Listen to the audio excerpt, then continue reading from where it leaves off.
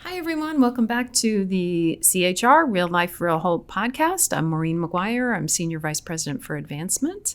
And today we're talking with Melissa Brown, who's the Clinical Program Director for CHR's 24/7 Mobile Crisis Team for Youth, also known as the Emergency Mobile Psychiatric Service. So welcome, Melissa. Hi, thanks for having me. You're listening to the Real Life, Real Hope podcast, brought to you by CHR. So let's just start. Tell us a little bit about you, your clinical interests, and your work at CHR. Yeah, so I am a licensed clinical social worker, and I've been in the field for just shy of 13 years now. So been with CHR almost 5 years of that. Clinically, I've always been drawn to the higher acuity levels of care. So I started out providing intensive in-home services, and then kind of trickled down to outpatient, and then came over to CHR for Crises. We're lucky to have you. So backing up a little bit, just tell us about the crisis team and how it works. Yeah, so our crisis team, as you said before, it's a 24/7 service. We've been 24/7 since January 1 of last year, so 2023.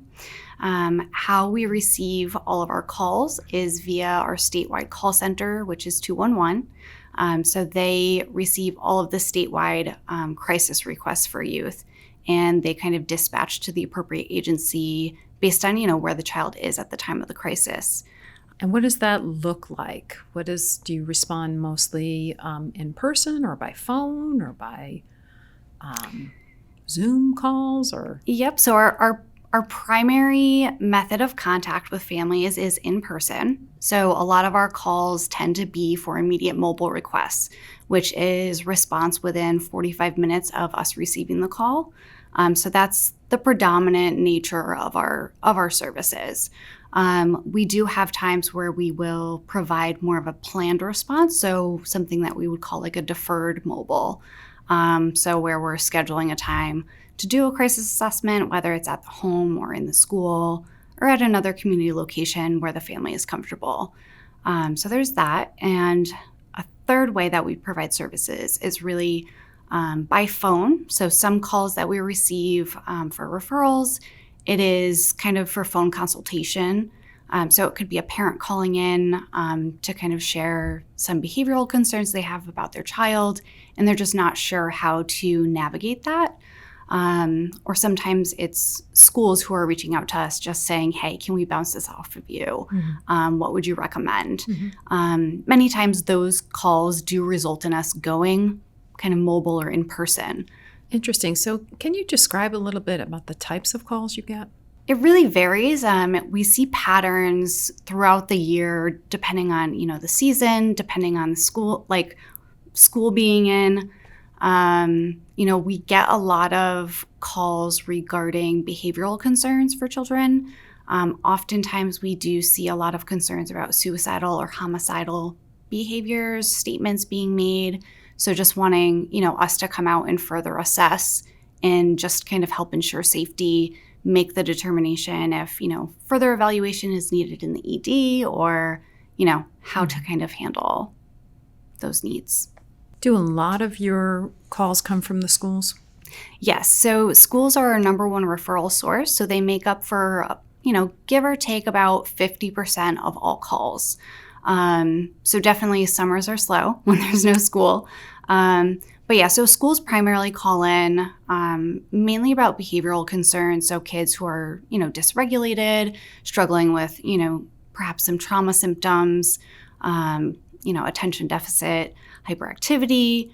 Also, there are kids who in schools, they will disclose, suicidal thoughts to their counselors, their teachers, peers. So you get that call and then you respond directly to the school? Yeah, we will go right out then. So oftentimes, like towards the end of the school day, if we're getting calls, sometimes those calls will be transferred over to like going straight to the home rather than going to the school, right, since dismissal's happening. Yeah. For cases where it's not safe to have the child go home, we definitely just have the child held at the school, and we respond straight there. So you'll work with the child right there at the school and then help to link them to other resources? Or? Yeah. So when we're going out to a school, we really prefer the parents' presence if possible. We really want their involvement.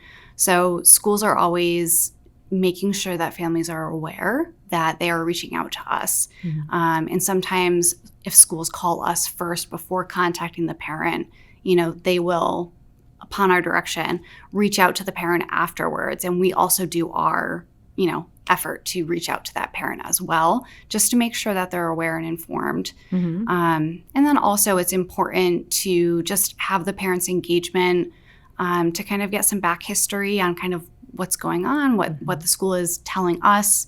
And then also, we're providing the follow-up care at the home. And we are also, working with the parent and the school together to kind of resolve some of the concerns, of why we were called out originally. So there tends to be a lot of advocacy involved in making sure that the child's needs are being met. Right. And as you work, on even things like developing treatment plans, it's important to get all those parties together, the school, the parents. Yes, exactly. Yeah. So in mobile crisis, we don't treatment plan as much as, say, like outpatient does. They do it, from day one when they do their evaluation. So for us, like our treatment plans are really like our crisis plans and our safety plans. Mm-hmm. So that is really a collaborative effort. So we do want all parties involved. So the school needs to be aware of it. The parents need to be aware of it. The child has to be agreeable to it. And everyone needs to kind of understand their role and how to kind of maintain that child's safety. Is there an age group that you get the most calls for? It really is predominantly like that middle school, high school age. We certainly see periods of, it really for no reason that we can really assess. But there are periods where we might get a lot of calls from elementary schools. Or sometimes we're getting a lot of calls for those older adolescents who are about to turn 18 or are 18 and still in school. Interesting. But you respond to all ages. Yeah. Up to 18. Mm-hmm. And of course, we'll go over 18 if they're still in school. So let's talk a little more about the connection with 211 and how, particularly if a family is calling 211, how does that call then get to the crisis team? Yeah. So anyone can call 211. So we have not just families who call in, we have youth call in themselves. So kids don't have to have parent permission to call 211 and get connected to us. So in those cases, we provide a lot of non-mobile support to those youth. And we try to engage the parents as much as possible, as much as the child is willing, just so we can help maintain safety. But backing up a little bit, so the 211 process, a lot of callers can feel it's a little bit clunky because you call into 211 and you have to wait for a call specialist to answer. Once the call specialist answers, then they're going to take down all of the demographic information. They'll take down, just kind of the situation that's happening at the moment and what you're kind of needing support around. And then once they gather all of that, they determine, which agency in the state is going to get the call. And the CHR crisis team covers what geography in Connecticut? Yeah, so we cover 21 towns in north central Connecticut. That's a big footprint, yeah. Yeah, and we're based out of Manchester, so it's pretty central location.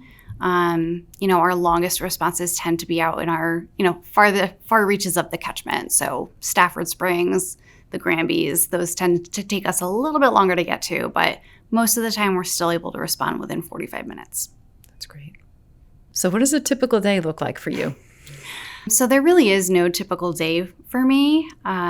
So it's really based on kind of our call volume, and that can kind of change at the drop of a hat. We never really know when youth are going to be in crisis and when, adults, caregivers are going to need support in managing those concerns.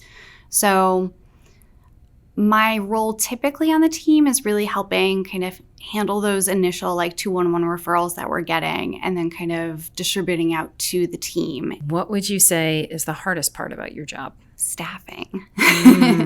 So it's pretty intense work that we do. And especially being that we're 24/7, just maintaining our program as fully staffed is just an ongoing process.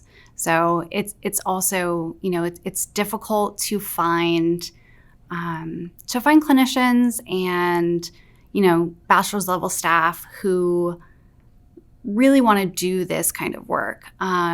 It's very unpredictable. There's lots of change happening all the time. And it's very intense, the stories that they're hearing. Mm-hmm. And so it's hard. So turnover is definitely the most challenging. Right. So, but on the flip side, what's the most rewarding part? Yeah, so one of the most rewarding pieces is having outreach from families who just feel compelled to share their story and their positive experiences with my program, with the staff in it.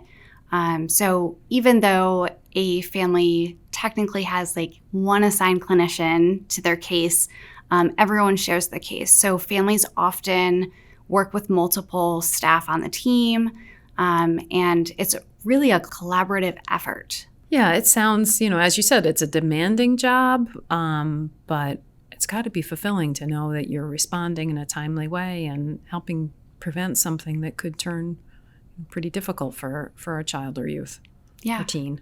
Yeah, absolutely.